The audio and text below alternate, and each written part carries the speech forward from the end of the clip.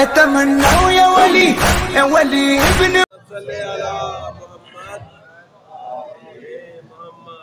اعوذ باللہ من الشیطان الرجیم بسم اللہ الرحمن الرحیم الحمد للہ رب العالمین بارئ الخلائق اجمعین الصلاة والسلام علی اشرف الانبیاء والمرسلین وشفیع المذنبین وحبیب الہ العالمین ابی القاسم محمد اللہم صلی علی محمد وآل محمد وآل بیتہ الطیبین الطاہرین المعصومین المظلومین ولعنۃ اللہ علی اعدائہ اجمعین اما بعد فقد قال اللہ الحکیم بسم اللہ الرحمن الرحیم سبح اسم ربک العالی الذی خلق فسوی بآواز بلند صلوات ہے اللہم صلی علی محمد وآل محمد۔ یہ پیچھے جو بیٹھے ہیں آگے تشریف لے آئیں، جگہ پر کر دیں تو پھر بعد میں ورنہ آنے والے پھر آگے آئیں گے، تھوڑا تھوڑا آگے آ جائیں بھائی، پیچھے بیٹھ جائیں محمد وآل محمد بلند تر صلوات۔ اللہ صلی علی محمد۔ نعرہ تکبیر، اللہ اکبر۔ نعروں کا جواب بھی دیتے جائیں، تھوڑا تھوڑا آگے بھی ہوتے جائیں جی۔ نعرہ رسالت، نعرہ حیدری، اونچا رہے اپنا علم، بڑھتے رہے یوں ہی قدم، نعرہ حیدری۔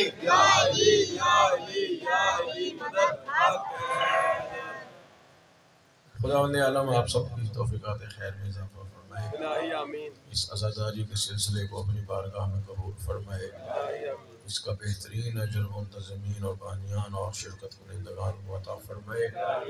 پروردگار ہمارے گزشتہ گناہوں کو معاف فرمائے اور آئندہ گناہوں سے بچنے کی توفیق عنایت فرمائے، ہمارے آقا و مولا کے ظہور میں تعجیل فرمائے، ان کے تصدق میں تمام مومنین کی حفاظت فرمائے، علماء مراجع نظام رہبر معظم کو طول عمر عنایت فرمائے اور ہمیں زندگی میں کسی کا محتاج نہ فرمائے، دنیا میں آل محمد کی زیارت اور آخرت میں ان کی شفاعت نصیب فرمائے۔ بلند تر صلوات ہے اللہم صلی علی محمد وآل محمد۔ سورہ مبارک اعلیٰ کے عنوان سے گفتگو ہے اور توجہ اس بات پہ ہے کہ تھوڑا سا اس کا ترجمہ ہو جائے، اور رات کچھ تمیزی باتیں تھیں، عرض کیا تھا یہ مکی سورہ ہے، اس کی 19 آیتیں ہیں اور یہ 30ویں پارے میں ہے، اس کا نمبر 87 ہے اور جس ترتیب سے نازل ہوا ہے اس میں اس کا نمبر 8واں ہے۔ ماشاءاللہ ماشاءاللہ۔ ہر سورے کا جو پہلا لفظ ہوتا ہے وہ بے انتہا اہم ہوتا ہے۔ ماشاءاللہ۔ جو بھی سورے ہیں 114 سورتیں ہیں، جس لفظ سے سورہ شروع ہوتا ہے وہ ایک لفظ نہیں ہوتا، وہ اس پورے سورے کی جان ہوتا ہے، ماشاءاللہ ماشاءاللہ۔ اور اس کو ہر آیت کے ساتھ اگر ملا کے آپ انشاءاللہ کبھی پڑھیں گے تو آپ خود سمجھ جائیں گے کہ وہ جو پہلا لفظ ہے وہ ہر آیت کے ساتھ اہمیت رکھتا ہے۔ ماشاءاللہ۔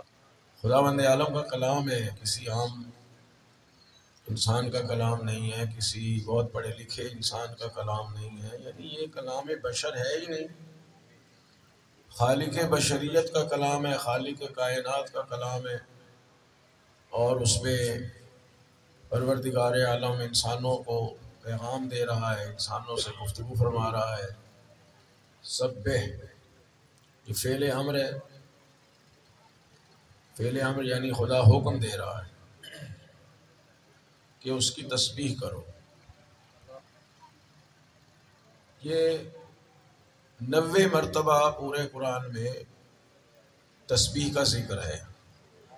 ماشاءاللہ گھبرا تو نہیں رہے؟ ماشاءاللہ ماشاءاللہ۔ بس ایسے ہی ہے کہ تھوڑی سی معلومات میں ہمارے اضافہ ہو جائے اور جب قرآن پڑھے تو انشاءاللہ یہ چیزیں اگر ذہن میں ہوں گی تو بہت چیزیں آسان ہو جائیں گی۔ 90 مقامات پر خداوند عالم نے تسبیح کا حکم یا تسبیح کا تذکرہ فرمایا ہے۔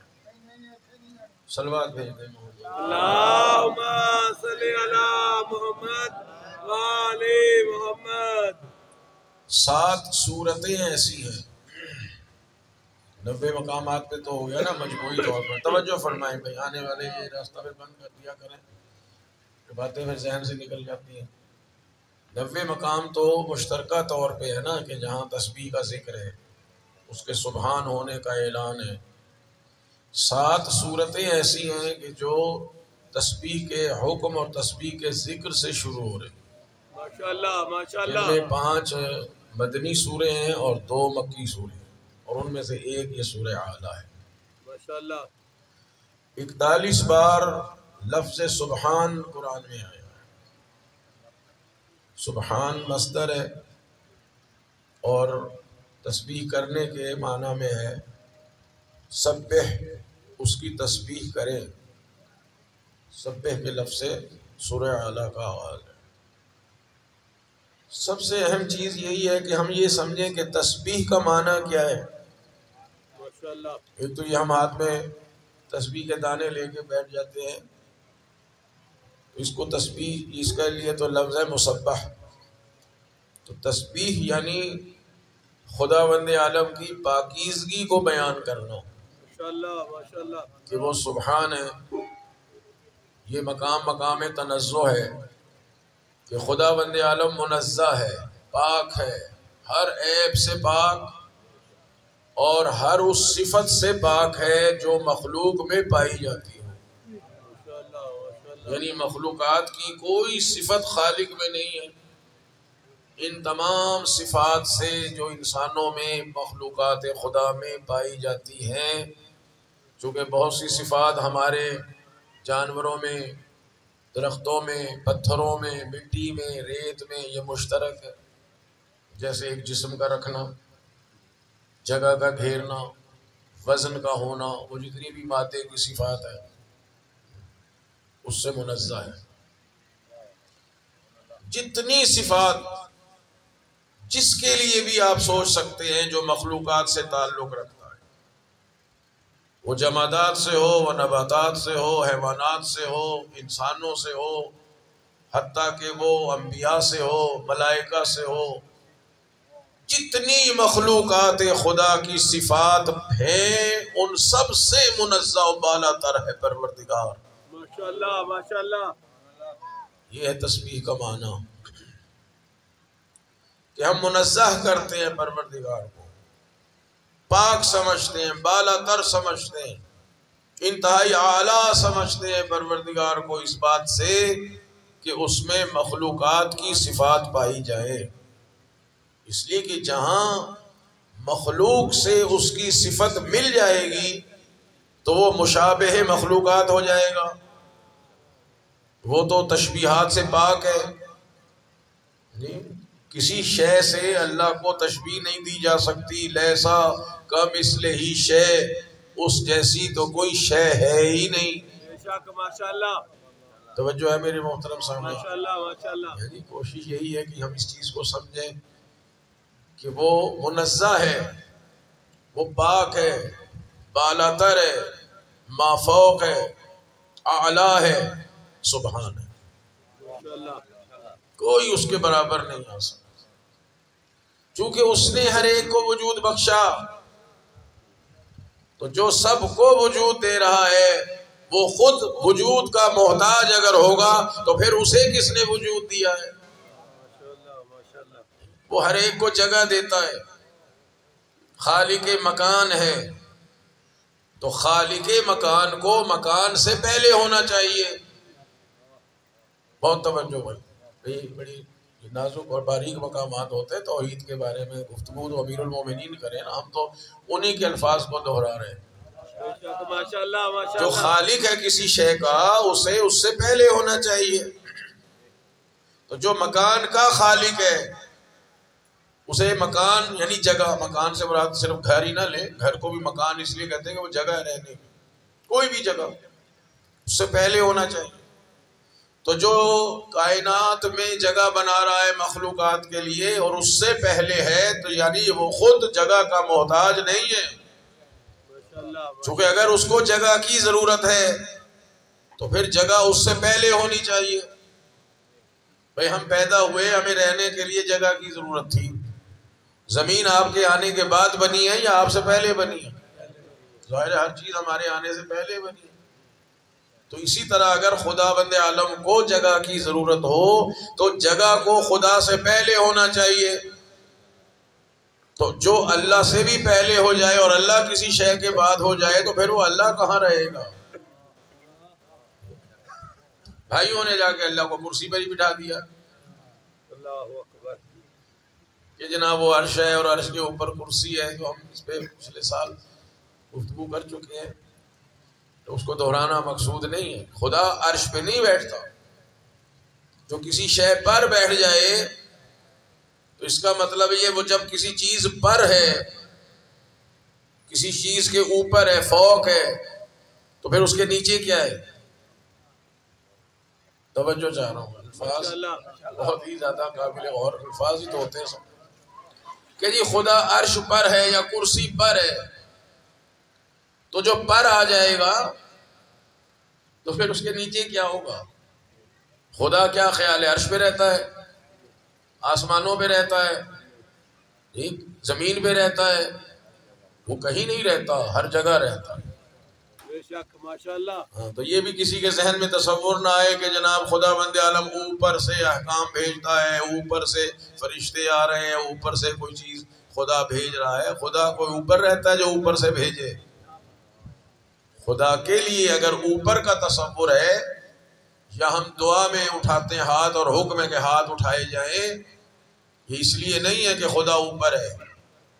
یا ہم بعض دفعہ دعا کے وقت اوپر آسمان کی طرف دیکھتے تو اس کا مطلب یہ نہیں ہے کہ خدا آسمان کے اوپر ہے. اگر آسمان پر ہے تو وہ زمین پہ نہیں ہے کیا؟ وہ ہر جگہ ہے. خدا کے لیے اوپر کا لفظ کہ جناب اوپر سے حکم آ گیا، حکم نازل ہو گیا، وہ اس اعتبار سے کہتے ہیں کہ جس طرح دنیا میں کہا جاتا ہے کہ افسران بالا کی طرف سے حکم آیا ہے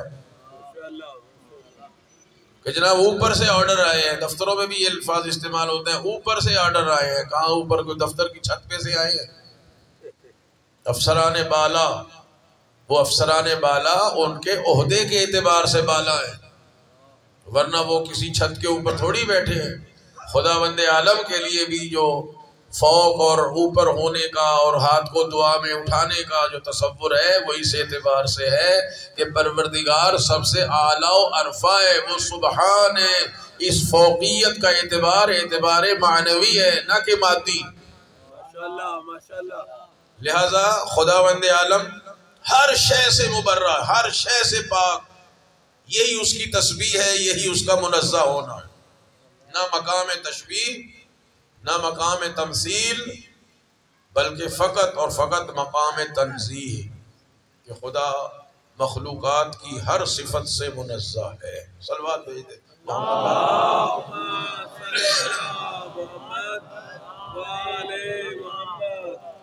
باتیں مشکل تو نہیں ہیں؟ تو مشکل باتیں بھی ہوں تو آپ مشکل کشا کے ماننے والے ہی نہیں سنیں گے تو اور کون سنیں گا؟ مولا علی علیہ الصلوۃ والسلام بلند تر صلوات.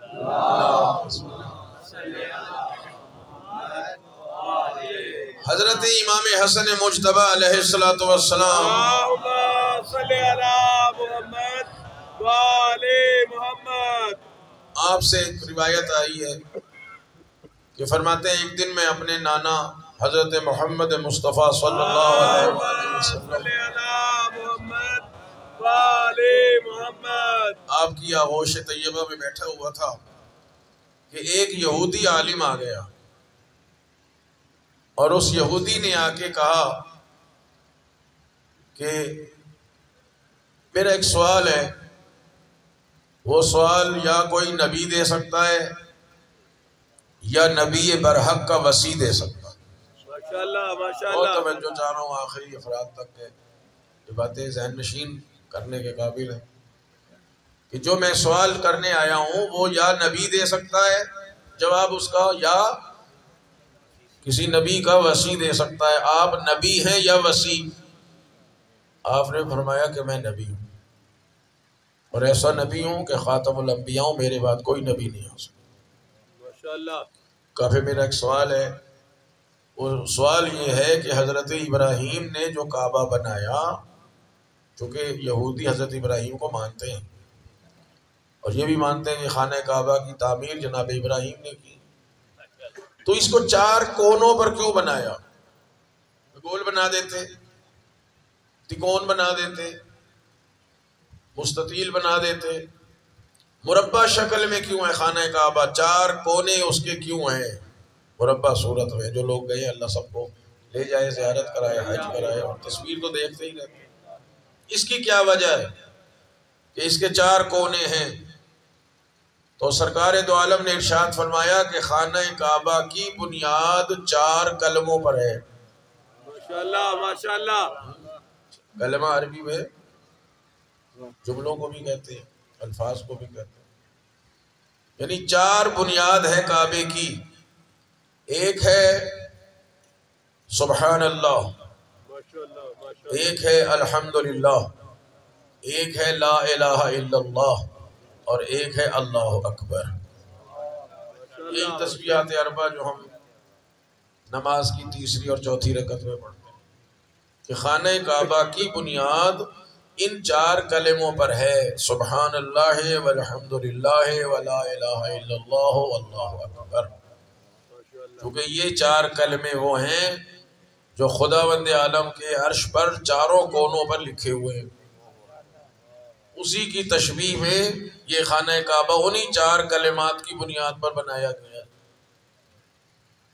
تو اس نے کہا کہ اللہ کس چیز سے اکبر ہے؟ کیا یہ اس نے خود کہا ہے یا مخلوق نے بنایا ہے؟ سرکار دو عالم نے ارشاد فرمایا کہ اللہ کی کبریائی خداوند عالم کے خود کیے بغیر کون بیان کر سکتا ہے؟ یعنی اللہ اکبر یعنی اللہ کی کبریائی کہ وہ سب سے بڑا ہے۔ ہم ترجمہ تو یہی کرتے ہیں، اکبر افعل سپرلیٹو ڈگری ہے کہ اس سے بڑا کوئی نہیں ہے۔ تو کسی کی بڑائی کو کون بیان کر سکتا ہے؟ وہی بیان کر سکتا ہے جو اس سے بھی بڑا ہو۔ تو خداوند عالم اگر خود اپنی کبریائی بیان نہ کرتا تو کوئی طاقت خداوند عالم سے بالا تر ہے ہی نہیں کہ وہ کوئی اور کہتا کہ یہ اللہ اکبر ہے۔ لہذا اس نے اپنی کبریائی کو خود بیان کرتے ہوئے کہا ہے کہ اللہ اکبر، یعنی اللہ نے بتایا کہ وہ اکبر ہے۔ کہا کہ وہ کس چیز سے اکبر ہے؟ ترجمہ ہم یہی کہتے ہیں اللہ سب سے بڑا ہے۔ یہ ترجمہ شایان شان نہیں ہے، کیونکہ افعل و تفضیل میں ایسے ہوتا ہے جو عربی اعتبار سے کہ کچھ فضیلت رکھنے والے ہیں، ان میں سے وہی فضیلت جو سب سے زیادہ پائی جائے اس کے لیے افعل و تفضیل استعمال ہوتا ہے۔ باتیں مشکل ہوں گی بھائی، توجہ فرمانی ہے۔ قرآن کی ہم جو ہے نا کوشش کر رہے ہیں کچھ تفسیر یا تشریح کو سمجھ سکیں۔ دیکھیے نا، آپ کہتے ہیں جناب یہ لڑکا یہ بچہ سب سے اچھا ہے، اس کا مطلب ہے اچھے اور بھی ہیں مگر ان اچھوں میں سب سے زیادہ اچھا ہے۔ تو یہ صفت تو اوروں میں بھی پائی جاتی ہے، ان میں ذرا کم ہے، اس میں سب سے زیادہ ہے۔ تو اگر یہ کہا جائے کہ اللہ اکبر اللہ سب سے بڑا ہے تو اس کا مطلب ہے اور بھی بڑے ہیں، ان میں یہ اللہ سب سے بڑا ہے۔ اور یہ مفہوم ہی غلط ہو جاتا ہے، اس لیے کہ خدا کے مقابلے میں کسی کے لیے بڑائی اور کبریائی کا تصور بھی نہیں کیا جا سکتا۔ تو آپ نے فرمایا کہ یہ اللہ جو اکبر ہے یہ مخلوقات کے اعتبار سے نہیں، بلکہ اللہ اکبر من ان یوصف، خدا اس سے کہیں بلند و برتر ہے کہ کوئی اس کی صفت بیان کر سکے۔ اس کی صفت کون بیان کرے جب تک وہ اپنی صفات خود نہ بیان کرے؟ بھئی کوئی انسان آپ کے سامنے ہو، اس کی کوئی صفات آپ کے سامنے ظاہر ہو جائے تو پتہ چل جاتا ہے کہ بھئی اس میں یہ صفت بھی ہے، یہ صفت بھی ہے، یہ صفت بھی ہے۔ تو جب خداوند عالم کا ظاہری وجود نہیں ہے، خدا نظر نہیں آتا ہے، تو اس کی صفات کیسے پتہ چلے گی؟ جب صفات کا پتہ نہیں چلے گا تو اس کی صفات کا کوئی تذکرہ بھی نہیں کر سکتا۔ اس لیے اللہ اکبر من ان یوصفا، یعنی خدا اس سے کہیں بلند و بالا تر ہے کہ کوئی بھی مخلوق میں سے اٹھ کے اس کی کوئی صفت بیان کر سکے۔ اس کی صفت وہی بیان کر سکتا ہے جس کو خدا نے بتایا ہے، اور وہ آ کے ہمیں بتائے کہ اللہ میں یہ صفات پائی جاتی۔ نعرہ تکبیر، نعرہ رسالت، نعرہ حیدری، برائے خشنودی محمد و آل محمد بلند تر صلوات۔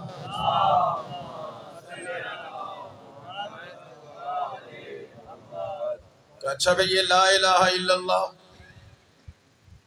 وہ جو اس کی وحدانیت کا اقرار ہے کہ کوئی معبود نہیں ہے سوائے اللہ کے،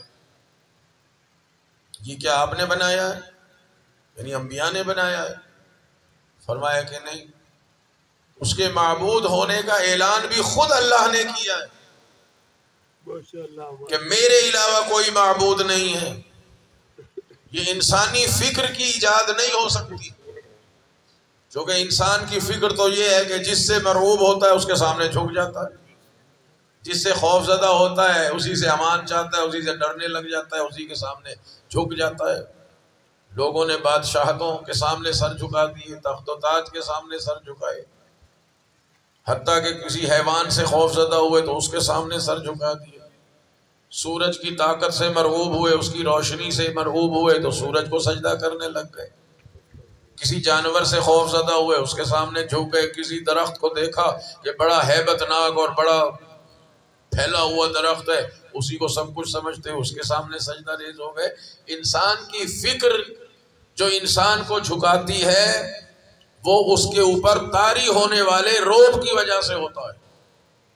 فرمایا کہ اللہ کی الوہیت کو، اس کی وحدانیت کو، اس کے تنہا معبود ہونے کو کوئی تصور کر ہی نہیں سکتا تھا جب تک خداوند عالم خود اپنے ایک معبود ہونے کا اعلان نہ کرے۔ اور سرکار نے فرمایا یوحی الی انما الہکم الہ واحد، میرے اوپر وحی آئی ہے کہ سوائے تمہارے ایک معبود کے کوئی اور معبود نہیں۔ اور یہی پیغام اس نے حضرت آدم سے لے کے عیسیٰ تک سب انبیاء کی طرف بھیجا کہ الہکم الہ واحد، اگر کوئی معبود ہے جسے عبادت اور جس کو سجدہ کیا جا سکتا ہے وہ فقط اور فقط تمہارا وہی خدا وحدہ لا شریک۔ کہ اچھا پھر یہ الحمدللہ، امام حسن بیان فرما رہے ہیں اپنے نانا کی باتوں کہ یہ الحمدللہ کہاں سے آیا، یہ کس کے ذہن کی پیداوار ہے؟ تو سرکار نے فرمایا خدا کی حمد کون کر سکتا ہے؟ کس میں یہ طاقت ہے کہ وہ خداوند عالم کی ویسے حمد کر سکے جیسے وہ چاہتا ہے؟ یہ حمد بھی پروردگار نے خود ہی بیان فرمائی ہے، اور یہ عین لطف الہی ہے کہ میرا بندہ میری نعمتوں پر کیسے شکر ادا کرے۔ کیسا مہربان خدا ہے، کیونکہ وہ اپنی نعمتوں کے بدلے میں ہم سے شکر چاہتا ہے کہ میں نعمتیں دے رہا ہوں تو میرا شکر ادا کرو۔ اور فرماتا ہے کہ جتنا شکر بڑھتا جائے گا وَلَئِن شَكَرْتُمْ لَأَزِيدَنَّكُمْ، جتنا تم شکر بڑھاؤ گے میں اپنی اور نعمتوں میں اضافہ کرتا چلا جاؤں۔ وَلَئِن كَفَرْتُمْ إِنَّ عَذَابِي لَشَدِيدٌ، اگر کفران نعمت کرو گے تو پھر میرا عذاب بڑا دردناک ہے۔ جب وہ نعمتوں پہ شکر چاہتا ہے، اور بہترین شکر یہ ہے کہ اس کی حمد کی جائے، اس کی ایسی تعریف کی جائے کہ وہ خوش ہو جائے۔ خوش سے مراد یہ ہے کہ شکر کا اور حمد کا حق ادا ہو جائے، تو یہ کسی کے ذہن میں نہیں آ سکتا، چونکہ شکر منعم کی شان کے مطابق ہونا چاہیے۔ ماشاءاللہ، یہ ہمارے علم کلام کا بھی مسئلہ ہے کہ جس نے نعمت دی ہے آپ کو، جس نے کوئی گفٹ کیا ہے آپ کو، کوئی چیز تحفے میں دی ہے، اسے منعم کہتے ہیں، نعمت دینے والا. تو اس کا شکریہ اس کی شان کے لائق ہونا چاہیے. آپ مجھے چائے پلا دیں، کھانا کھلا دیں تو میں شکریہ ادا کروں آپ کی شان کے مطابق. کوئی دنیاوی اعتبار سے بڑا آدمی دعوت کر دے تو اس کا شکر اس کے اعتبار سے. کوئی اہل علم ہمارے پر کوئی احسان کرے، کوئی تحفہ، کوئی کتاب، کوئی نعمت، کوئی اس طرح کی ہدیہ سوغات دے دے تو اس کا شکریہ اس کی شان کے مطابق. تو اسی طرح مقام بڑھتا چلا جائے گا. امام کوئی لطف فرمائے تو ان کا شکریہ ان کی شان کے مطابق. پیغمبر کوئی تحفہ دے ان کا شکریہ ان کی شان کے مطابق. اور جہاں منعم حقیقی خدا کوئی نعمتیں عطا فرما رہا ہے تو خدا کا شکر اس کی شان کے لائق ہونا چاہیے. نعرہ تکبیر، نعرہ رسالت، نعرہ حیدری. کون بیان کر سکتا ہے؟ ہم تو بڑے بڑے بزرگ علماء کی شان کو نہیں سمجھ پاتے. ماشاءاللہ ماشاءاللہ. ہم امام کو کیسے سمجھیں؟ امام کے مقام اور مرتبے کو ہم کیسے سمجھ سکتے ہیں کہ ایسا شکر ادا کریں جو امام وقت کی شان کے مطابق ہو؟ پیغمبر اکرم کا مقام ان سے بھی اعلیٰ و ارفع ہے، اور پھر خداوند عالم کا شکر کیسے ادا کریں کہ شکر کا حق ادا ہو جائے. حضرت امام جعفر صادق علیہ السلام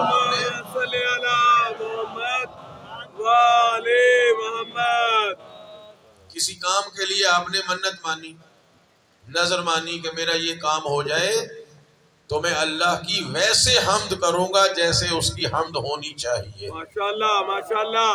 اس کی شان کے لائق حمد بیان کروں. ماشاءاللہ. ظاہر ہے یہ چیزیں ہمیں سمجھانے کے لیے ہوتی ہیں کہ مشکل ہو تو بندہ نظر کرے، منت مانے، خداوند عالم سے اس کی بارگاہ میں کچھ پیش کرنے کے لیے. وہ نظر اللہ کے لیے ہوتی ہے. تو اس طرح کی کوئی چیز جس کا تعلق عبادت الہی سے ہو.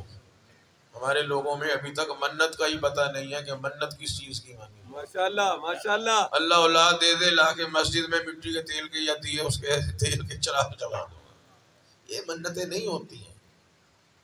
نظر ہوتی ہے کسی عبادت کی.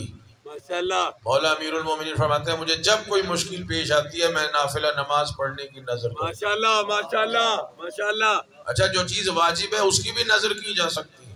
ماشاءاللہ. نماز پنج گانا آپ پہ واجب ہے، سب پہ واجب ہے. نظر نہ بھی کرے تب بھی واجب ہے. لیکن اگر کوئی کہے کہ میں نظر کرتا ہوں کہ فجر کی نماز ادا کروں گا تو یہ جائز نظر ہے. نماز تو اس نے پڑھنی ہی پڑھنی ہے، اس تو معافی نہیں ہے، رعایت نہیں. لیکن اب چونکہ نظر کا تعلق ہو گیا تو جب پڑھے گا تو نظر کا ثواب بھی ملے گا اور خود اپنی روزانہ کی عبادت کرنے کا ثواب بھی ملے گا. اور اگر نہ پڑھی اور سوتا رہا تو نماز چھوڑنے کا عذاب بھی ملے گا اور نظر توڑنے کا کفارہ بھی دینا پڑے گا. جب خدا اجر بڑھاتا ہے تو پھر اس کام کے نہ کرنے کا پھر گناہ بھی بڑھ جاتا ہے. صلوات بھیج دیں محمد.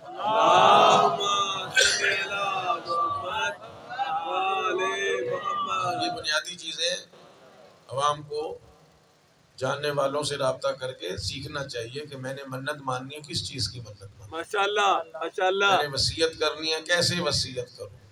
یہ ساری مسائل فقہیہ ہمارے لیے ہیں، ہمیں سمجھنا چاہیے. بعض لوگوں کو وصیت کا بھی نہیں پتا، تو یہ سارے مسائل سیکھنے چاہیے یعنی. اور یہ اہل علم لوگ جو ہیں ان سے پوچھنا چاہیے. تو امام نے فرمایا کہ میں ویسے حمد کروں گا جیسے خداوند عالم کی حمد ہونی چاہیے، وہ لائق حمد ہے. تو حضرت کے جو بہت خاص صحابی تھے وہ نزدیک ہو گئے کہ دیکھیں امام کیسے حمد کریں گے اللہ کی جو اللہ کی شان کے لائق ہوگی. ماشاءاللہ. تو امام نے اپنی نظر پوری کی اور کہا الحمدللہ رب العالمین. ماشاءاللہ ماشاءاللہ ماشاءاللہ. وہ متوجہ تھے کہ بھئی اور چیزیں بھی ہم بیان کریں گے، کوئی لمبے لمبے شاید سورے پڑھیں گے، کوئی دعائیں پڑھیں گے، کوئی. امام نے ایک ہی آیت پڑھی الحمدللہ رب العالمین اور خاموش. تو مولا اپنی نظر پوری کیجئے نا کہ ایسی حمد کروں کہ اللہ کی شان کے لائق ہو. آپ نے فرمایا اس سے اعلیٰ و ارفع خدا کی حمد نہیں ہو سکتی، اس لیے کہ اللہ نے انہی الفاظ کے ساتھ خود اپنی ذات کی حمد کی. ماشاءاللہ ماشاءاللہ اس سے زیادہ اعلیٰ و عرفہ کوئی لفظ ہوتے تو پروردگار وہ استعمال کرتا. ماشاءاللہ. تو امام نے اس کو سمجھایا کہ الحمدللہ یہ خداوند عالم نے اپنی تعریف خود کی ہے. اس لیے کہ جب کہا الحمد تو اس کا مطلب ہے جتنی حمد ہو سکتی ہے، ماشاءاللہ ماشاءاللہ، جس طریقہ حمد کا تصور کیا جا سکتا ہے اور جو حمد خداوند عالم کی شان کے لائق ہو سکتی ہے وہ ساری حمد مخصوص ہے پروردگار عالم کے. ماشاءاللہ ماشاءاللہ. الحمد پہ الف لام جو ہے یہ کل کے معنی یعنی اللہ ہی مالک ہے ہر قسم کی حمد کا، اور ذات احدیت کے لیے مخصوص ہے ہر قسم کی حمد. اس نے کہا سبحان اللہ، اس کی بھی تشریح فرمائے. تو ہم اسی لفظ سبحان پہ ہیں.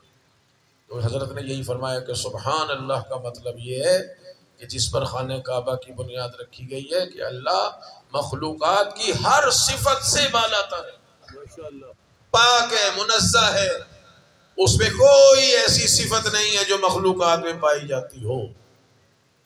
اور وہ ایسا سبحان ہے کہ خود کہہ رہا ہے عما یصفون، سبحان اللہ عما یصفون. جتنی صفات بیان کرنے والے صفات بیان کر سکتے ہیں، پھر بھی خداوند عالم کی ذات ان ساری صفات سے بالا تر ہے. سبحان ربک عما یشرکون، تمہارا رب پاک و پاکیزہ ہے ہر اس چیز سے جس سے شرک کرنے والے اس کو خدا کے ساتھ شریک کرتے. بندے صفات میں بھی تو شرک کر جاتے ہیں نا کہ جی اللہ بھی متکلم ہے اور ہم بھی متکلم ہیں. یہ غلط ہے. خدا متکلم ہے، کئی بار میں نے بھی عرض کیا اور علماء بھی بیان فرما کے گئے ہوں گے. ہم بھی متکلم ہیں، خدا بھی متکلم ہے. لیکن بچے نوجوان یاد رکھیں کہ جو صفت بندے کے لیے بھی استعمال ہو رہی ہے اور اللہ کے لیے بھی استعمال ہو رہی ہے تو معانی میں فرق پیدا ہو جاتا ہے. خالق اور مخلوق کے لیے ایک ہی معنی اور مفہوم نہیں رہے گا، ورنہ شرک لازم آئے گا. وہ متکلم ہے، ہم بھی متکلم ہیں. ہم متکلم ہیں کہ میں بول رہا ہوں، یہ کلام میری زبان سے جاری ہو رہا ہے. تو یہ کیسے جاری ہو رہا ہے بھائی؟ امیر المومنین فرماتے ہیں یہ انسان بڑا عجیب ہے، گوشت کے لوتھڑے سے بولتا ہے. اس گوشت کے ٹکڑے میں یہ کلام کس نے پیدا کیا؟ ماشاءاللہ ماشاءاللہ. وہ خدا جو میری زبان پر کلام جاری کر رہا ہے وہ اس معنی میں متکلم ہے کہ اس نے زبان میں یہ طاقت دی ہے کہ یہ کلام کرے. ماشاءاللہ ماشاءاللہ. اور اس کی دی ہوئی طاقت سے میں بول رہا ہوں، یہ میرا متکلم ہونا ہے. ماشاءاللہ. معنی ایک تو نہیں رہے. وہ اپنے آپ کو بھی عالم کہتا ہے، وہ ہم میں سے 4 لفظ پڑھ لینے والے کو بھی عالم کہتا ہے. تو کیا معنی برابر ہو جائے گا؟ ہو ہی نہیں سکتا. بندہ خوش ہو جائے گی چلو وہ بھی عالم میں بھی عالم، کہیں تو خدا کے ساتھ مل گئے جا کے. اللہ یاد. ہم عالم ہیں علم حاصل کرنے کے اعتبار سے، وہ عالم ہے علم عطا کرنے کے اعتبار سے. ایک چیز جو آپ صلوات پڑھیں نا بلند آواز سے،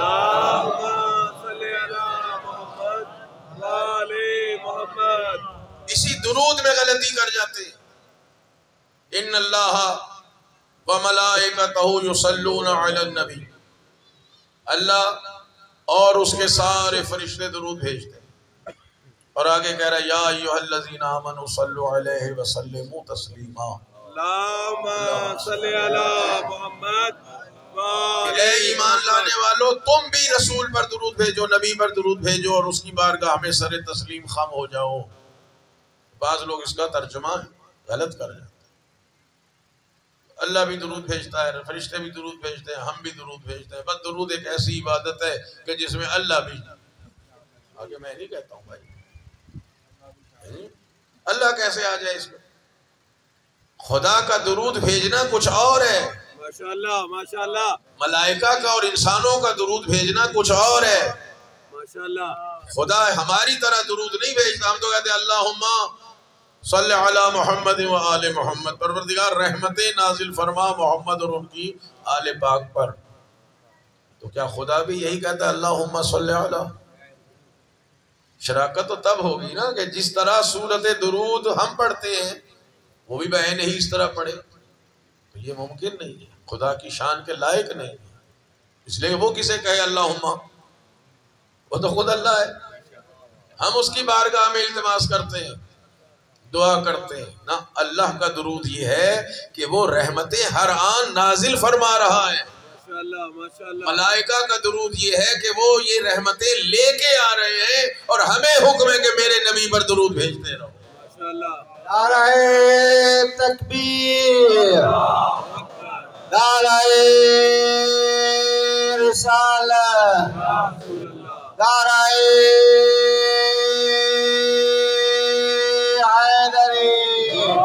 برائے خشنودگی محمد مصطفیٰ علی مرتضی باواز بلند صلوات۔ اللہم صلی علی محمد وآل محمد۔ سبحانہ وتعالی عما یشرکون، پاک اور منزہ ہے اور بہت بالا تر ہے، بالا تر معنوی اعتبار سے، جس چیز میں لوگ شرک کرتے ہیں خدا کے ساتھ، خود کو یا کسی کو ملانے کی کوشش کرتے ہیں، اللہ تعالیٰ اس سب چیزوں سے پاک۔ بے شک ماشاءاللہ، صفات کے معانی بدل جائیں گے، جیسے مومن کہ ہم بھی ایمان لانے والے ہیں، تو اللہ بھی، اللہ کس پہ ایمان لائے بھائی؟ ہم مومن ہیں، ایمان لانے والے ہیں، وہ مومن ہے ہمارے دلوں میں ایمان عطا کرنے والا، وہ پاک ہے سبحان۔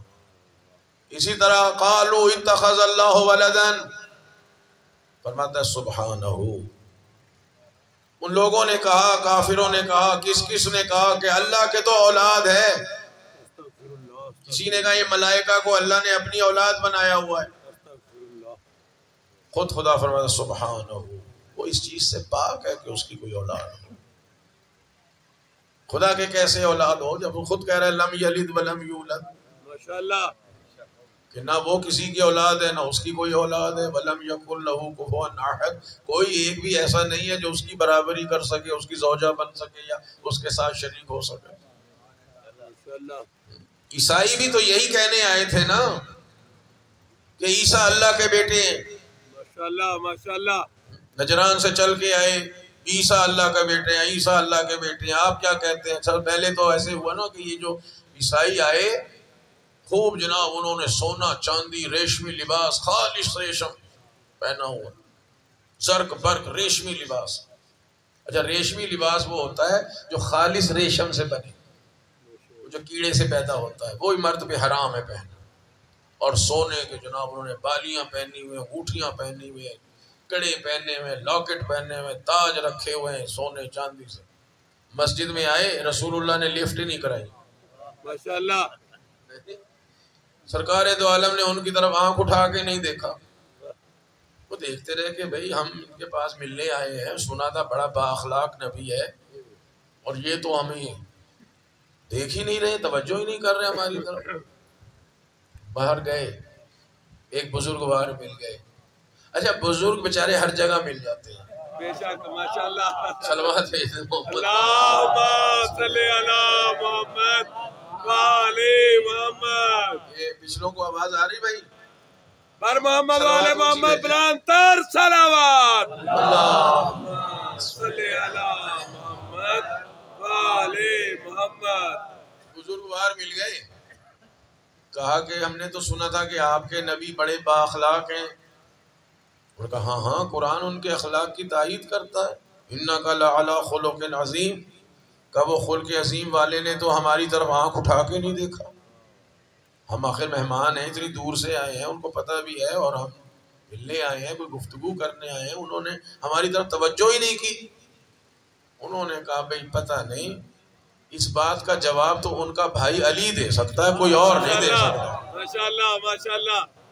تو امیر المومنین کے پاس لے گئے، کیا رسول اللہ نے ہماری طرف توجہ ہی نہیں کی؟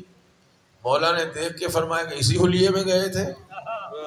کہا نہیں ظاہر ہے، فرمایا یہ جو ریشم تم نے پہنا ہوا ہے، یہ جو سونا اپنے اوپر چڑھایا ہوا ہے، یہ سب ان کے دین میں حرام ہے، مرد کے لیے سونا پہننا، خالص ریشم پہننا، یہ تاج شاج سر پہ رکھ کے لے آنا، یہ سب حرام ہے۔ تو جو چیز ان کے دین میں حرام ہے تو حرام کے مرتکب ہونے والے کو وہ کیسے لفٹ کرائیں؟ جو نبی عیسائیوں پر سونے اور ریشم کو پسند نہیں کرتے، وہ کسی مسلمان کے سونا پہننے کو کیسے برداشت کر سکتے ہیں؟ یہ اتارو، سادہ کپڑوں میں جاؤ، پھر دیکھو میرے نبی کا اخلاق۔ تو جب انہوں نے ریشمی کپڑے اتارے، سادہ کپڑے پہنے، سونا اتار دیا، جی بالکل سمپل انسانوں کی شکل میں جب گئے تو میرے نبی نے یہ ایسا پروٹوکول دیا کہ اپنی چادر بچھا دی کہ آؤ میری چادر کے اوپر بیٹھو۔ اور پھر گفتگو شروع ہوئی، جناب عیسیٰ کے بارے میں آپ کا کیا نظریہ ہے؟ پہلے تو توحید پہ بات ہوئی، انہوں نے کہا جناب توحید، حضور نے کہا میرا دین عقیدہ توحید پہ مبنی، لا الہ الا اللہ۔ انہوں نے کہا اللہ کو تو ہم بھی مانتے۔ فرمایا تم کہاں مانتے ہو ویسا عقیدہ توحید جیسے ہمارا ہے؟ تم تو اللہ کے لیے بیٹے کا قائل ہو۔ انہوں نے کہا جناب یہ عیسیٰ ہے نا اللہ کے بیٹے۔ فرمایا وہ کیسے؟ کہ عیسیٰ کے ابا جی نہیں تھے، بی بی مریم سے پیدا ہو گئے ہیں، بغیر باپ کے پیدا کر دیا، تو ظاہر ہے کہ جب بغیر باپ کے پیدا کیا تو خدا ہی اس کا باپ ہے۔ آپ نے فرمایا بھائی جس کا باپ نہ ہو، جی آگے میں نہیں کہتا ہوں، بریکٹ میں خود ہی سمجھیں، جس کا باپ پتہ نہ چلے کون ہے پھر وہ اللہ کا بیٹا ہو جائے گا۔ فوراً آیت نازل ہوئی، اِنَّا مَثَلَ عِیسَىٰ عِنْدَ اللَّهِ كَمَثَلِ آدَمَ خَلَقَهُ مِن تُرَابٍ ثُمَّ قَالَ لَهُ كُن فَيَكُونُ۔ ان سے کہیں اللہ کے نزدیک عیسیٰ کی مثال آدم جیسی ہے، ہم نے آدم کو بنایا، کہا بن جا، وہ بن گیا۔ تو ان سے کہیں کہ آدم جیسے مٹی سے بنے تھے، عیسیٰ بھی ایسے مٹی سے بنے۔ حضور نے آیت پڑھی اور فرمایا کہ آدم کو پہلے پھر مان لو، اگر بن باپ کے ہی ماننا ہے تو پہلے آدم کو مانو، اس لیے کہ جناب عیسیٰ کی تو والدہ ہیں، آدم کی تو ماں بھی نہیں ہے۔ انہوں نے کہا نہیں جی آدم کو چھوڑیں، ہم تو عیسیٰ پہ بات کرنے آئے ہیں۔ سرکار نے فرمایا عیسیٰ عبداللہ ہیں، خود انہوں نے اقرار کیا تھا، وہ مسیح اللہ ہیں، کلمت اللہ ہیں، روح اللہ ہیں، رسول اللہ ہیں، نبی اللہ ہیں، لیکن ابن اللہ نہیں، اللہ کے بیٹے نہیں ہیں۔ استدلال کر رہے ہیں، سورہ مائدہ سے بھی پڑھ رہے ہیں، اور آیتیں بھی پڑھ رہے ہیں، عقلی طور پہ بھی وقتاً فوقتاً ان کے ساتھ استدلال ہو رہا ہے۔ 3 دن گزر گئے، نہ ماننا تھا نہ مانے۔ جب 3 دن تک سرکار دو عالم قرآن سے آیتیں، قرآن کی صورتیں، عقلی استدلال فرماتے رہے، اور رسول اللہ یہی کہہ رہے ہیں سبحان اللہ سبحان اللہ، اللہ پاک ہے اس چیز سے کہ اس کی کوئی اولاد ہو، اس کی کوئی اولاد ہو، خدا منزہ و بالا تر ہے کہ اس کی اولاد ہو، وہ کسی کا باپ ہو۔ تو پھر 3 دن گزرنے کے بعد بھی وہ نہ مانے تو فوراً آیت نازل ہوئی، فمن حاجک فیہ من بعد ما جاءک من العلم فقل تعالوا ندعو ابناءنا وابناءکم ونساءنا ونساءکم وانفسنا وانفسکم ثم نبتہل فنجعل لعنت اللہ علی الکاذبین۔ ماشاءاللہ ماشاءاللہ،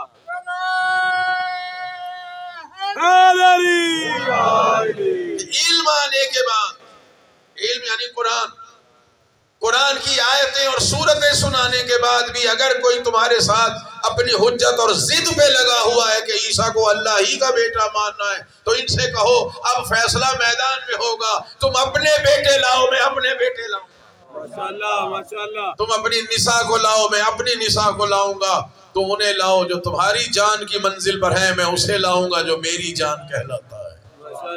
ثم نبتہل، پھر مباہلہ کریں گے، گڑ گڑا کے خدا سے دعا کریں گے اور کہیں گے پروردگار ظالموں، کافروں پر، کاذبوں پر تیری لعنت کا اقرار ہونا چاہیے۔ فنجعل لعنت اللہ علی الکاذبین، جھوٹوں پر تیری لعنت ہونی چاہیے۔ اسے کہتے ہیں مباہلہ۔ یہ کس تاریخ کو ہوا ہے؟ 24 ذی الحج۔ سال کون سا تھا؟ یہ چیزیں تو یاد رکھنی۔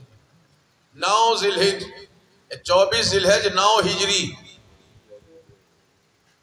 24 ذی الحج 9 ہجری۔ اعلان اسلام ہوئے 22 سال گزر چکے ہیں۔ 13 سال مکے کے اور 9 سال ہجرت کے بعد. بھولنا نہیں ہے نوجوانوں نے. 22 سال ہو گئے. کوئی اسلام کے آنے کے فوراً بعد کا واقعہ نہیں ہے کہ حضور نے مکے میں کہا وَقُولُوا لَا إِلَهَ إِلَّا اللَّهُ تُفْلِحُوا اور سورہ اخلاص سنا دی ہو کہ وہ لم یلد ہے ولم یولد ہے, اور عیسائی آ جائیں کہ کیسے لم یلد ولم یولد ہے, عیسیٰ تو ان کا بیٹا ہے. توجہ چاہ رہا ہوں, میں کچھ بات کہنا چاہ رہا ہوں کہ بچوں کو یاد رہ جائے کہ اسلام کے آنے کے ابتدائی ایام کا واقعہ نہیں ہے. مباہلہ 13 سال مکے میں گزر چکے اور 9 سال کا اختتام ہے ہجرت کے بعد. 24 ذی الحجہ 5-6 دن کے بعد 9 ہجری ختم ہو جائے گی.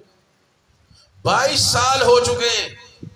22 سال کے بعد مباہلے کا واقعہ ہے, اور یہ واحد آیت ہے کہ اس میں کسی نے اختلاف نہیں کیا کہ کون کون رسول خدا کے ساتھ کیا ہے. ماشاءاللہ ماشاءاللہ. ہر آیت میں اختلاف مل جائے گا, فلاں بھی شامل ہے, وہ بھی شامل ہے, وہ بھی شامل ہے, مگر یہاں کسی میں ہمت نہیں. ماشاءاللہ. کیوں؟ جھوٹوں پہ لعنت کے لیے جانا ہے. ماشاءاللہ.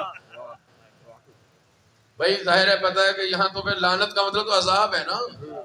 کوئی مال تو ملنا نہیں, کوئی پتہ چلے کہ کوئی ہیرے ملیں گے, کوئی جواہرات ملیں گے, کوئی فلاں شے ملے گی, کوئی چلو کھجوریں ہی مل جائیں تو کسی کو شامل کریں. پتہ ہے سب کو کچھ نہیں ملنے والا. 22 سال ہو گئے, میں بار بار کہہ رہا ہوں. حضور کی زندگی کا ظاہری طور پر 1 سال باقی رہ گیا ہے. 10 ہجری غدیر اور 11 ہجری کے شروع میں حضور دنیا سے تشریف لے گئے. 1 سال اور 1-2 مہینے کی بات ہے. اور کس کو لے کے جا رہے ہیں کسی نے اختلاف نہیں کیا ماشاءاللہ کہ بیٹوں کے مقام پہ کون گیا. جس کی تفسیر اٹھا کر دیکھیں گے تو یہی ملے گا, بیٹوں کے مقام پر حسن اور حسین کو لے کر گئے. ماشاءاللہ ماشاءاللہ. اور ایک بات عرض کروں, سرکار دو عالم کا ایک بیٹا ہے جو بی بی ماریہ قبطیہ سے پیدا ہوا ہے. ٹھیک ہے, بچپن میں ہی فوت ہو گئے 3-4 سال کی عمر میں, اور وہ زندہ تھے چونکہ ابراہیم جو تھے بی بی ماریہ قبطیہ سے جو پیدا ہوئے رسول خدا کے بیٹے, ان کی رحلت 9 یا 10 شوال 10 ہجری میں. میری بات کو نہ مانے, تحقیق کر لیں جا کے. ماشاءاللہ ماشاءاللہ. بچے ماشاءاللہ بڑے تیز ہیں, موبائل پر گوگل پہ لکھے ابراہیم ابن محمد مصطفیٰ صلی اللہ علیہ وآلہ اللہم وسلم. صلی علی محمد وآلِ جناب ابراہیم کی رحلت 9 یا 10 شوال, یہ مورخین کا اختلاف ہے, میں نہیں کہہ رہا ہوں. 9 یا 10 شوال, دونوں تاریخیں نقل ہوئی. 10 ہجری, اس کا مطلب ہے مباہلہ ہوا ہے 24 ذی الحجہ 9 ہجری. تو جناب ابراہیم موجود تھے, لیکن کسی مورخ نے یہ نہیں لکھا کہ مباہلہ کے میدان میں سرکار دو عالم اپنے سگے بیٹے کو لے کے گئے ہوں. ہر ایک نے لکھا کہ ابنا کے مقام پر 2 بیٹوں کو لے کے گئے, حسن اور حسین. توجہ چاہ رہا ہوں. ماشاءاللہ. تو اپنے بیٹے کو کیوں نہیں لے کے گئے؟ اس لیے کہ یہ بات وہ ہے کہ جو اسلام کی حقانیت اور توحید کی حقانیت پر دلیل بنے. سرکار رسالت میں آپ کو معلوم تھا کہ میرا بیٹا تو کچھ عرصے کے بعد فوت ہو جائے گا, لیکن یہ جو ابناءنا قرآن کہہ رہا ہے کہ محمد کہہ رہے ہیں کہ میں اپنے بیٹے لاؤں گا, اور یہ آیت رہے گی قیامت تک کہ جس دور میں بھی اگر کوئی آ کے عقیدہ توحید پر کوئی بات کرے اور کسی دور میں کوئی آ کے کہہ دے اللہ کا کوئی بیٹا ہے, تو قرآن فوراً نبی کریم کی طرف سے کہے گا تم اپنے بیٹے لاؤ, میں اپنے بیٹے لاتا ہوں. تو ہر دور میں محمد کا بیٹا ہونا چاہیے. نعرہ تکبیر, نعرہ رسالت, نعرہ حیدری. سمجھنے کی بات ہے. فقل تعالو, کہو لاؤ. تو فعل امر کا اطلاق زمانہ حاضر پہ ہوتا ہے, یعنی اس کو ماضی کا قصہ نہ سمجھیے. ایک مباہلہ ہو گیا بس، وہ تو ایک تاریخی حقیقت تھی جس پر وہ آیت نازل ہوئی ہے، لیکن قرآن کا چیلنج تو قیامت تک برقرار رہتا ہے، قرآن کا حکم قیامت تک برقرار رہتا ہے۔ یعنی آج بھی اس دور میں اگر کوئی آ جائے یا 100 سال کے بعد یا 1000 سال کے بعد قیامت سے پہلے تک کوئی اٹھ کے آ جائے کہ جناب میں اللہ کے بیٹے ہونے کو مانتا ہوں کہ کوئی اللہ کا بیٹا ہے، تو یہ قرآن کا چیلنج کہے گا فَقُلْ تَعَالَوْا نَدْعُوا أَبْنَاءَنَا وَأَبْنَاءَكُمْ۔ خطاب حقیقت محمدیہ سے رہے گی کہ حقیقت محمدیہ، اے محمد آپ کہیں تم اپنے بیٹوں کو لاؤ، میں اپنے بیٹوں کو لاتا ہوں، تو پیغمبر کا بیٹا ہونا چاہیے جو مباہلہ کے میدان میں آئے، لیکن وہ کون سا بیٹا ہو جسے قرآن کہے یہ محمد کے بیٹے ہیں اور یہ نسل جائے تا قیام قیامت۔ ابراہیم نے تو 10 ہجری میں وفات پانی تھی، میرے نبی جانتے تھے، اور میرے نبی جانتے تھے کہ یہ اولاد باقی نہیں رہے گی، یہ اولاد باقی رہے گی کہ جو ظاہر تو علی و فاطمہ سے ہو رہی ہے، مگر قرآن بھی کہہ رہا ہے محمد کے بیٹے ہیں، اور محمد بھی کہہ رہے ہیں یہ میرے بیٹے ہیں۔ ماشاءاللہ۔ تو حسن اور حسین کو لے کے گئے اور نساء کی منزل پر ماشاءاللہ کسی نے نہیں کہا کس کو لے کے گئے۔ اچھا جمع کا لفظ ہے، ساری امت کو بھی لے جاتے تو بھی گنجائش تھی، لیکن وہاں کس کو لے کے گئے؟ ایک خاتون جنت کو، ماشاءاللہ جناب فاطمہ تو زہرا اللہم صلی علی محمد وعلی محمد۔ نساء کی منزل پر ایک بی بی، 11 تو اپنے گھر میں تھی، اور کتنی نیک خواتین تھی، ساری نیکی تھی الحمدللہ، ہم تو یہی کہتے ہیں ماشاءاللہ۔ تو لے جا سکتے تھے نا۔ اور امت کی ساری بیٹیاں جو ہیں، بیٹیاں جو ہیں، یہ رسول کریم کی بیٹیاں کہلائیں گی، لیکن کس کو لے کے جا رہے ہیں؟ فاطمہ الزہرا، ایک مخدرہ عصمت و طہارت، لفظ جمع ہے نساء، لیکن ایک بی بی کو لے کے جا رہے ہیں، اور بی بی بھی کس شان کی ہے؟ ماشاءاللہ ماشاءاللہ ایسی کوئی خاتون اور ہوتی تو لے جاتے۔ ماشاءاللہ دیکھیے وہاں 2 بیٹے تھے، دونوں برابر کی شان کے تھے، انہیں لے کے گئے۔ بیویوں میں نساء ایک ہے، اور یہ بھی یاد رکھیں کاذبین کے مقابلے میں جانا ہے تو صادقین جائیں گے، بے شک ماشاءاللہ۔ ٹھیک ہے، سچے۔ اچھا سچ کسے کہتے ہیں؟ بتا دیں، ساری باتیں میں نے تھوڑی کرنی ہے۔ سچ ہوتا ہے یہ کہ جیسے یہ واقعہ ہو رہا ہے یا ہو چکا ہے بعین ہی ویسے اطلاع دینا، اسے کہتے ہیں سچ۔ مجلس ہو رہی ہے، کوئی سڑک پہ پوچھے بھائی زینبیہ میں کیا ہو رہا ہے، کہیں جی مجلس ہو رہی ہے، آ کے دیکھے واقعی مجلس ہو رہی ہے، یہ ہے سچ۔ یا مجلس ختم ہونے کے بعد کوئی کہے کہ آپ کہاں سے آ رہے ہیں، آپ کہیں جی مجلس میں سے آ رہے ہیں، اور مجلس ہوئی ہے، وہ سچ بتا رہا ہے، اسے کہتے ہیں سچ۔ ایسا تو ہر بندہ بول لیتا ہے، کیوں جی؟ ہر بندہ ایسا سچ بول لیتا ہے نہیں، بول سکتا بھی ہے، بول بھی لیتا ہے، اور بولتے بھی ہیں۔ اکثر انسان سچ زیادہ بولتے ہیں، جھوٹ کم بولتے ہیں۔ تو ایک یہ سچ کا معیار ہے کہ جیسے واقعہ ہو گیا ویسے خبر دے دی جائے، تو خبر دینے والے کو کہیں گے صادق، اور یہ جو خبر دی ہے اسے کہیں گے سچ، صداقت۔ تو ایسا تو ہر بندہ بول سکتا ہے۔ اگر یہی صداقت کا معیار ہو مباہلہ میں جانے کے لیے تو پیغمبر کتنوں کو لے کے جا سکتے تھے، مگر پتہ چلا کہ یہاں صداقت کا معیار کچھ اور ہے۔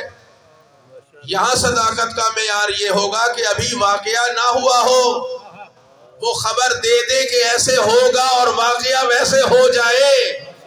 ہر بیوی نہیں جا سکتی مباہلہ میں۔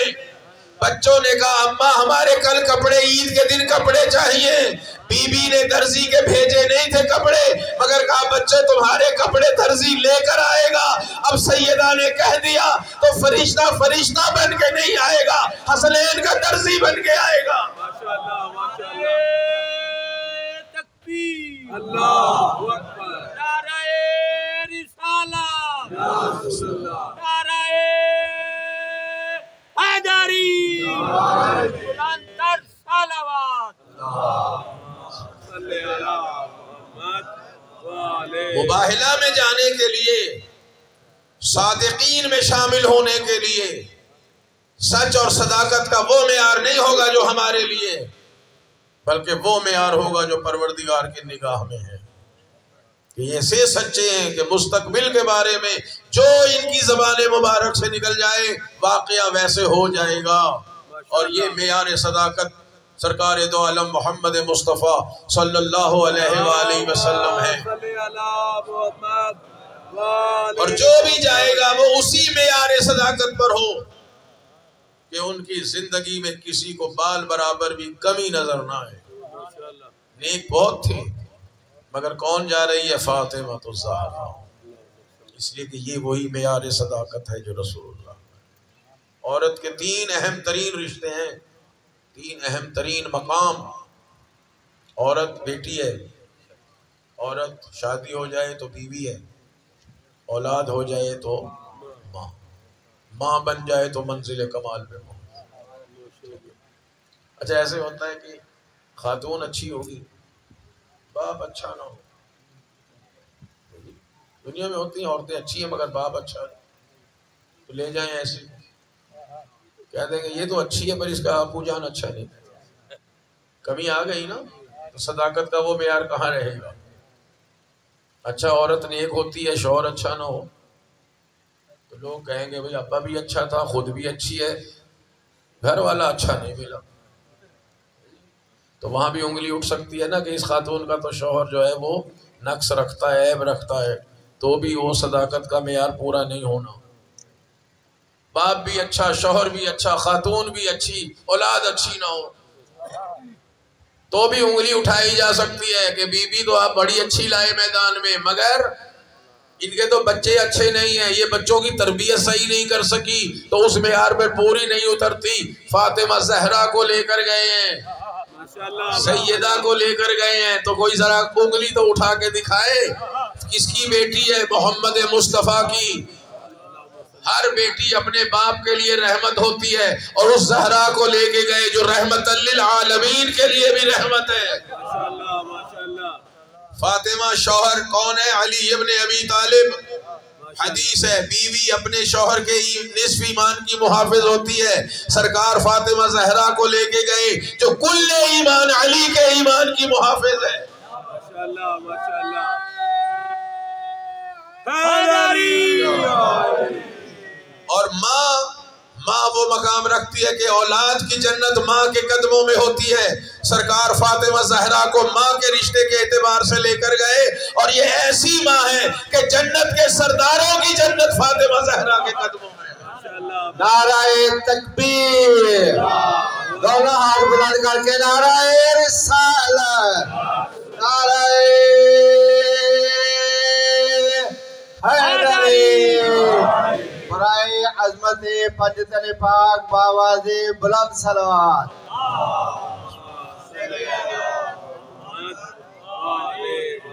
اور انفسنا کی منزل پر تو گفتگو کی ضرورت ہی نہیں ہے۔ انفسنا کے مقام پر اس امیر المومنین علی ابن ابی طالب علیہ السلام کو لے کر گئے جسے کئی مرتبہ رسول خدا نے فرمایا تھا تو میرا نفس ہے، انت بنفسی یا اخی، میرے بھائی تو میرا نفس ہے۔ تو یہ 4 ہستیاں رسول خدا کے ساتھ گئیں، اس لیے کہ اسی معیار پر، اب ظاہر رسول عادل ہیں، عادل ہے نا رسول، ان سے بڑھ کے کائنات میں کون عادل ہوگا؟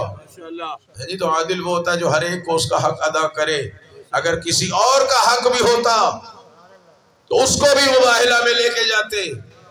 یعنی میرے نبی اس مقام محمود پر اور اس مقام اعلیٰ پر فائز ہیں کہ جہاں مقام او ادنا کہلاتا ہے، پوری کائنات پر میرے نبی کی نظر ہے، پوری کائنات میں پیغمبر نے فرض کرے دیکھا کہ کون کون میرے ساتھ جانے کی اہلیت رکھتا ہے، پوری کائنات میں 4 ہستیاں ملی، بیٹوں کے مقام پر حسن اور حسین، نساء کی منزل پر فاطمہ زہرا، انفسنا کے مقام پر علی مرتضیٰ، بس یہ 4 ملے اور چاروں علی کے گھر سے ملے، کسی اور کے گھر سے نہیں۔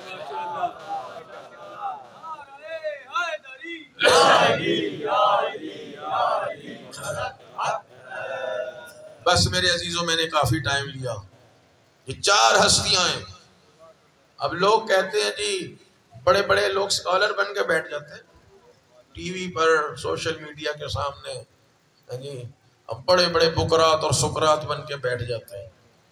کیا کہتے ہیں جی کہ یزید پر لعنت ثابت نہیں ہے. یزید پہ لعنت کرنا ہمارے لیے کتابوں سے ثابت نہیں ہوا. بھائی قرآن سے بڑھ کے کتاب کون سی ہے؟ ماشاءاللہ ماشاءاللہ توجہ چاہ رہا ہوں بات. ماشاءاللہ. قرآن کہہ رہا ہے فَنَجْعَلْ لَعْنَتَ اللَّهِ عَلَى الْكَاذِبِينَ. قرآن اشاروں میں باتیں سمجھاتا ہے. آج کوئی عیسائیوں پہ لعنت بھیجتا ہے؟ نہیں. کیوں؟ کبھی کہا کسی نے میدان میں کھڑے ہو کے ان پر مسیح پر فلانے پر فلانے پر کہا ہے کبھی؟ نہیں کہتے. کیوں؟ اس لیے کہ وہ صادقین کے مقابلے میں نہیں آئے. بے شک ماشاءاللہ. ہٹ گئے نا. وہ جو اسقف اعظم تھا اس نے کہا خبردار مباہلہ نہ کرنا. یہ وہ چہرے دیکھ رہا ہوں. اگر پہاڑ کو حکم دے کہ پروردگار یہ پہاڑ ہٹا دے تو پہاڑ جگہ چھوڑ دے گا. اگر مباہلہ کرو گے تو عیسائیت کا نام و نشان مٹ جائے گا. ہٹ گئے نا. اور اگر وہ اکڑ کے کھڑے ہو جاتے کہ ہم تو مباہلہ کریں گے تو نجعل لعنت اللہ علی الکاذبین, وہ لعنت و عذاب الہی آ جاتا نا جھوٹوں پر. تو پتہ چلا جو صادقین کے مقابلے میں آ جائے ماشاءاللہ ماشاءاللہ. اور صادقین دکھا دیے جو محمد کے مقابلے میں آئے گا اس پہ بھی لعنت ہے. جو فاطمہ کے مقابلے میں آئے اس پہ بھی لعنت ہے. جو علی کے مقابلے میں آئے اس پہ بھی لعنت ہے. جو حسن کے مقابلے میں آئے اس پہ بھی. چونکہ سارے کاذبین کہلائیں گے تو اب جو حسین کے مقابلے میں آیا اس پہ لعنت ثابت ہے یا نہیں؟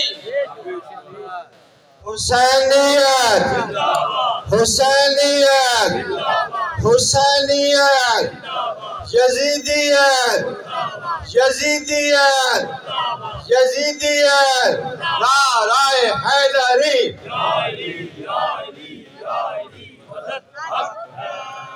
بس یزید کھل کے آیا ہے سامنے. یزید نے نقاب نہیں ڈالی چہرے پر.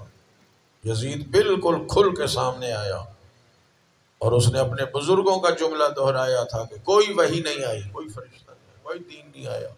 بنی ہاشم نے حکومت حاصل کرنے کے لیے ڈھونگ رچایا. اور حسین ابن علی نے کربلا کے میدان میں آ کے بتایا کہ حکومت کے لیے کوئی 6 ماہ کا بیٹا قربان نہیں کرتا. حکومت کے لیے کوئی اکبر جیسا شہزادہ قربان نہیں کرتا. یہ میرے نانا کا دین ہے, یہ میرے نانا کا اسلام ہے, یہ میرے نانا کے حلال ہے, یہ میرے نانا کے حرام ہے, جنہیں محفوظ رکھنے کے لیے میں کربلا کے میدان میں قربانی دینے آیا. میں اپنے نانا کے دین کو بچانے آیا ہوں, میں انسانی اقدار کو بچانے کے لیے آیا ہوں. بس عزادارو 10 محرم کو جنگ ختم ہو گئی. رات تھوڑے سے مسائل عرض کیے تھے, اسی سے آگے باقی بڑھتے ہیں. 11 محرم آ گئی. اہل بیت کو اسیر کیا گیا. خدا جانے وہ بیویاں کس حال میں ہوں گی کہ جو اپنے گھر میں کبھی بابا کے سامنے بے مکنا و چادر نہیں آتی تھی. اگر نانا کی زیارت کو بھی جانا ہوتا تھا تو آدھی رات کا انتظار کیا جاتا تھا کہ آدھی رات ہو جائے, مسجد خالی ہو جائے, چراغ کو بجھا دیا جاتا تھا. امام حسن اور حسین ساتھ ساتھ ہوتے تھے, بیویوں کے اور بھائی ساتھ ہوتے تھے. رات کی تاریکی میں جا کے کوئی مسجد میں نہ ہو, کوئی چراغ نہ جل رہا ہو, خلوت ہی خلوت ہو. بھائیوں کے پہرے میں, بھائیوں کی حفاظت میں دونوں شہزادیاں جا کے اپنے نانا کی قبر کی زیارت کر کے آتی تھیں. آج 11 محرم کو سروں پہ ردا نہیں ہے, ہاتھ پسے گردن بندھے ہوئے ہیں, اونٹ ایسے ہیں جن پر کچاوے نہیں ہیں, اور گزارنا وہاں سے ہے جہاں بھائیوں کے, بھتیجوں کے, بھانجوں کے جنازے پڑے ہوئے ہیں. کسی مقام پہ میں نے عرض کیا تھا جناب حمزہ کی شہادت کے بعد جب ان کی بہن صفیہ کو پتا چلا کہ میرے بھائی کا جگر نکال کے چبا لیا گیا ہے, میرے بھائی کے کان اور ناک کو کاٹ کے ہار بنا لیا گیا ہے, تو احد کے میدان میں پہنچی ہیں. زیادہ دور تھوڑی تھا, احد کے مقام میں پہنچی. رسول اللہ زخمی حالت میں امیر المومنین کے زانوں پہ سر رکھے لیٹے ہوئے تھے. جب بی بی صفیہ کو آتے دیکھا نا رسول خدا نے کہ پھوپھی آ رہی ہیں، اپنی آبادی علی جلدی سے جا کے حمزہ کے جنازے پر میری آبا ڈال دو، اور پھوپھی سے کہنا جتنا مرضی رو لے مگر آبا اٹھا کے حمزہ کا بدن نہ دیکھے۔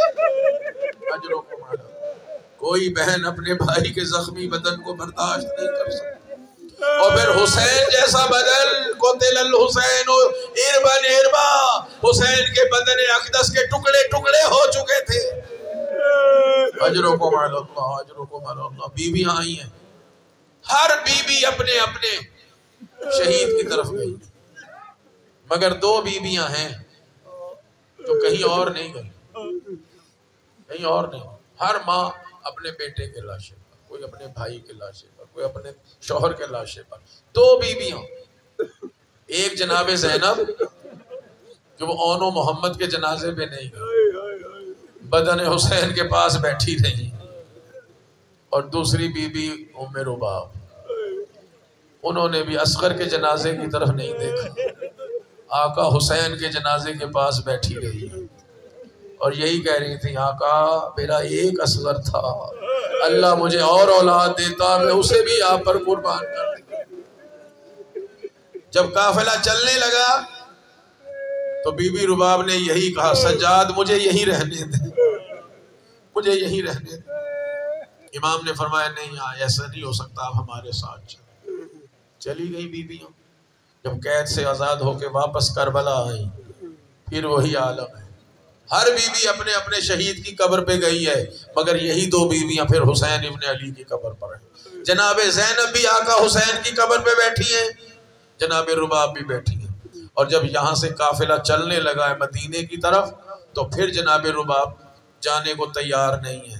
امام نے فرمایا اماں جان چلیے مدینے چلتے ہیں، فرمایا سجاد میں مدینے جا کے کیا کروں گا،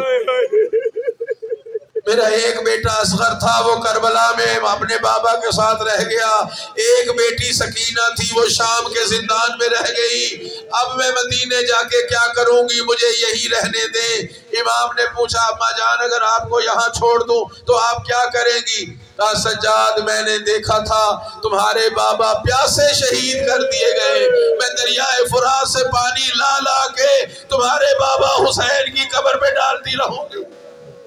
کہا نہیں مادر گرامی یہ صحرا ہے، یہ جنگل ہے، میں آپ کو یہاں نہیں چھوڑ سکتا، آپ کو میرے ساتھ چلنا پڑے گا۔ اب ظاہر حکم امام تھا، بی بی رباب چلی، لیکن مدینے آئی ساری زندگی ٹھنڈا پانی نہیں پیا، ساری زندگی سائے میں نہیں بیٹھی۔ جب پانی دیا جاتا تھا بعض ارباب مقاتل نے لکھا ہے کہ پانی کو گرم کر کے پیتی تھی۔